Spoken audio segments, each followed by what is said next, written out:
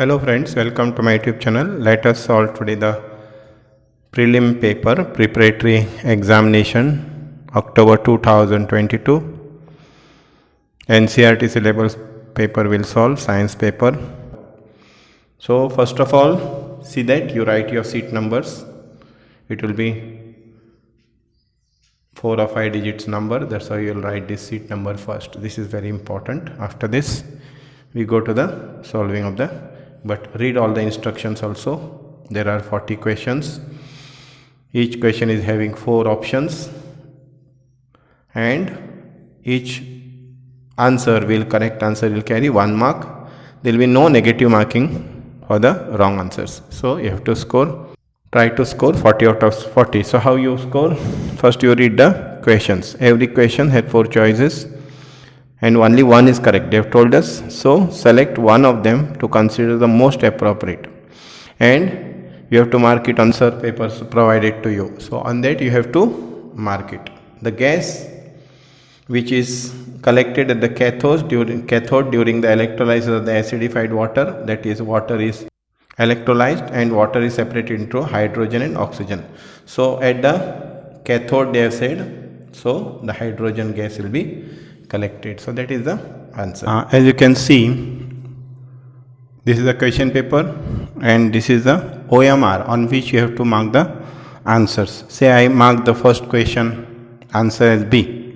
Now how to mark it on the OMR? This is the OMR which is provided, on which your marks will be judged. So first question, I have said B as the answer. So B I have to mark it like this properly. Marked with the blue pen like this.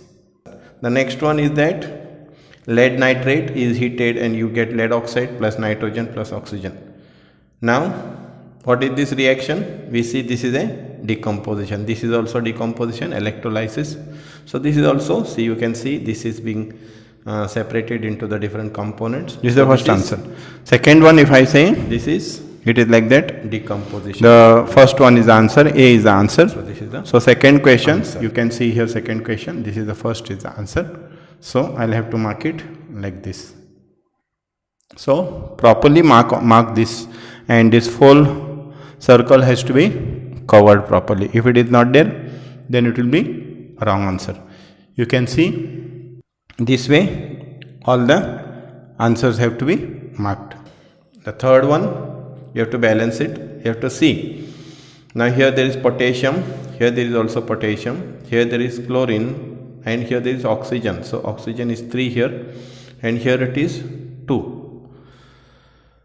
So what will happen? These 2 will come here. That means first number will be 2. How many options are there? There are 3 options with 2 as the first letter. So 2, 3 are 6. And how many chlorine will be there? If this is 2, then here it will be 3, because here it is 3. So first 2 and last 3 combination, here there is only 1. So this is the answer. So X will be 2, Y will be 2, and Z will be 3. Say the third one, say you can see the third one I have marked as B. So you will mark it as B like this.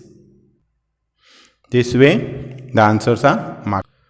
Fatty foods become rancid due to the process of what? Oxidation. The oxidation process takes place. You may be knowing the chips that are there, they become very soft. So oxidation reaction is taking place. Sodium oxide, when dissolved in water, the solution likely to have pH. So this fifth answer, how it is, you can get 11. You can see it is 11 I have marked. Now how it is? Sodium Na2O plus water. This gives NaOH. Now we know this is a base, and base are having the pH range from 8 to 14. In that range, only one number is there. Here you can see this is acidic, this is neutral, and this is also acidic. Therefore this is only one number which is of the base. That's why sodium oxide Na2O So the answer is base, and base is having a range between 8 to 14, and between 8 to 14 only one number is there, therefore the answer is 11. We'll go to the next question. Next one, Rita was doing an activity. She observed that the crystals of copper sulfate are strongly heated and the color of the copper sulfate solution changes from blue to white. Why does it happen? It happens, they have said, due to decomposition. Copper sulfate doesn't decompose. Here you can see color only changes from blue to white, so there is no decomposition. Due to loss of water, if it is heated, possibility. Due to oxidation of copper sulfate. If it is copper sulfate oxidized, then it has to be CuSO4 plus from the air, oxygen from the air.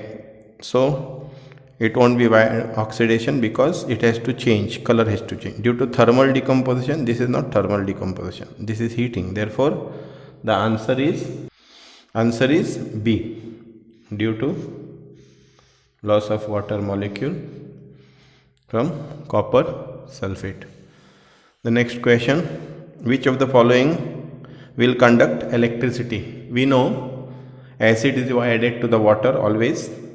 Distilled water will not conduct, urea will not conduct, alcohol doesn't.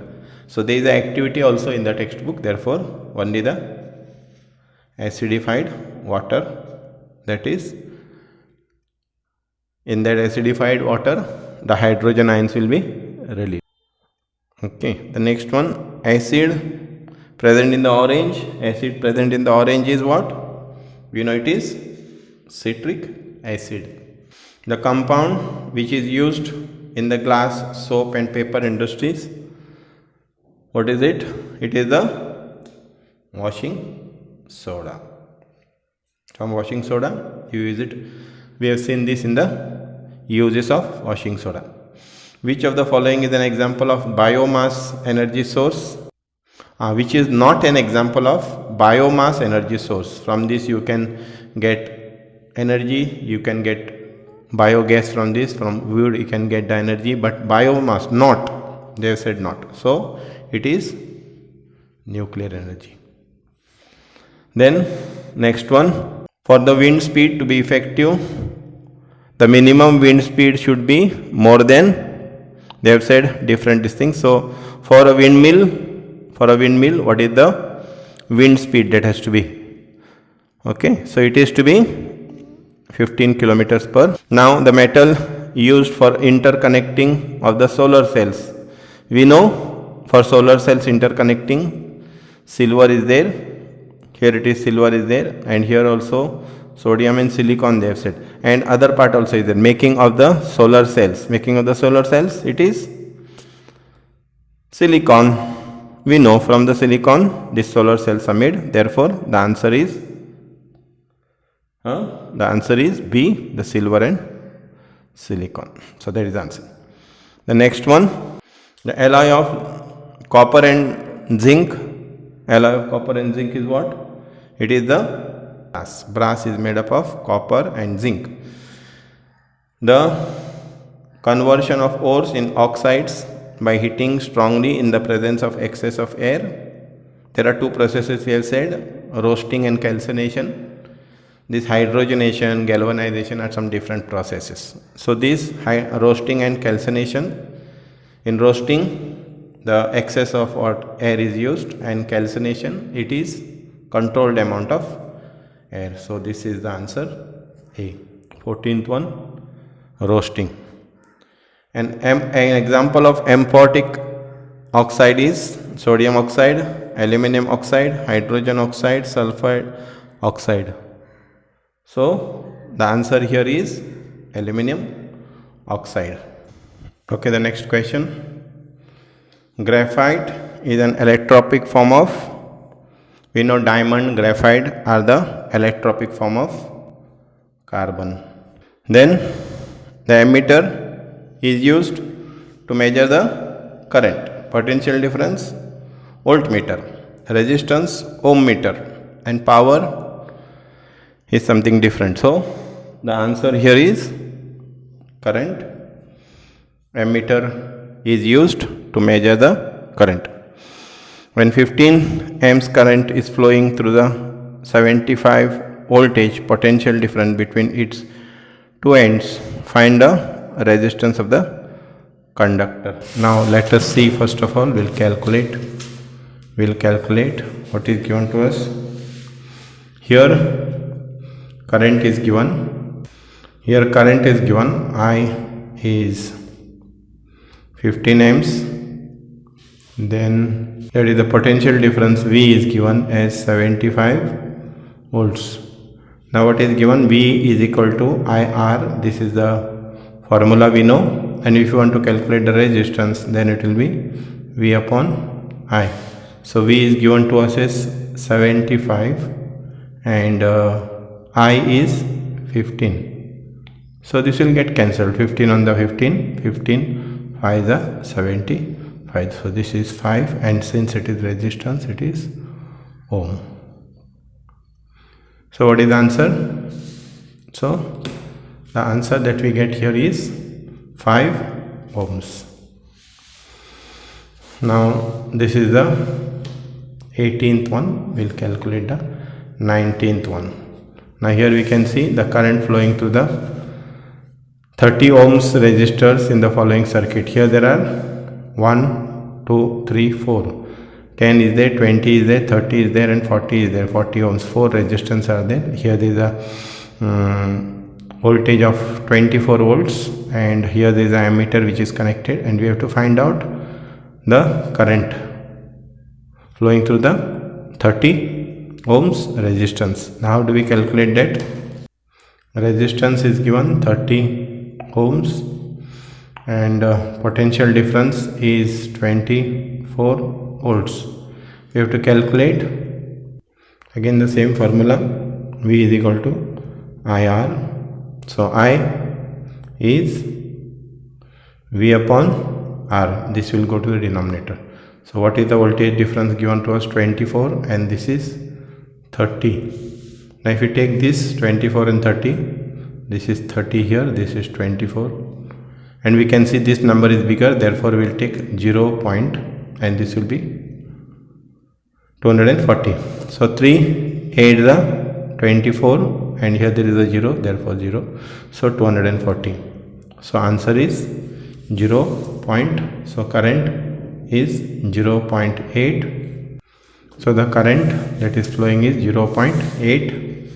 Here you can see it is the first option, that is the first option. The SI unit of resistance, the SI unit of coulomb we know is the charge. Coulomb SI is charge.